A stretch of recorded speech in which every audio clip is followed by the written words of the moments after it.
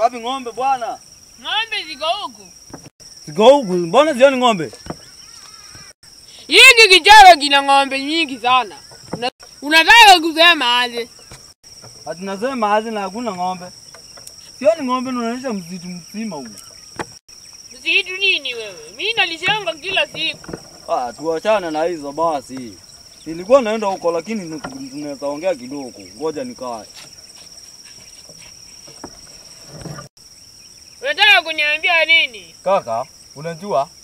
Hii msitu, hii dunia una vitu maana. Vitu kama gani? Hebu kwanza nivae miwani nisikie vizuri. Kwani unasikia na miwani? Sindio.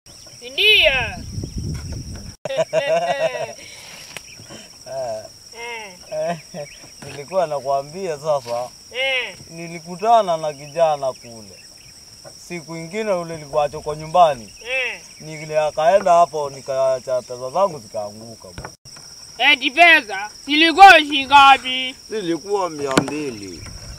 Ai, hizo ndo pesa. Hebu kwanza nitoe miwani. Kwani wewe unasikianga namna gani wewe? Unavaa miwani mara unarudi. Nilikuwa nimesahau. Acha kwanza nivalie nikusikie vizuri. Unajua ni gani? Kwani mimi ni darkness? Unakaa sufuria imewekwa kwa jiko.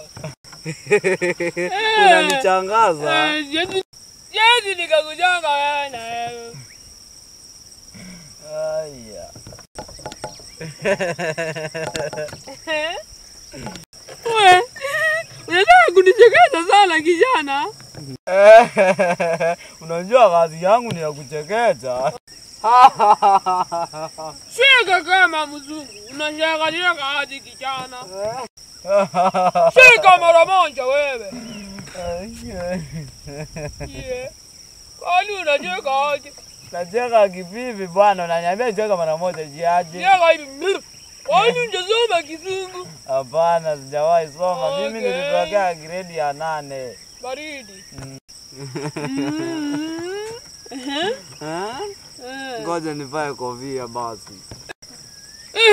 Utazuia baridi kuingia kwa minyoo. Minyoo inatakanga baridi. Asante. Ukizuia baridi minyoo haitakula. Kwani inaingianga kwa kichwa? Minyoo ni muhimu sana ndani ya mwili. Wewe minyoo inaharibu. Unasema minyoo. Na kwa sababu minyoo inaharibu.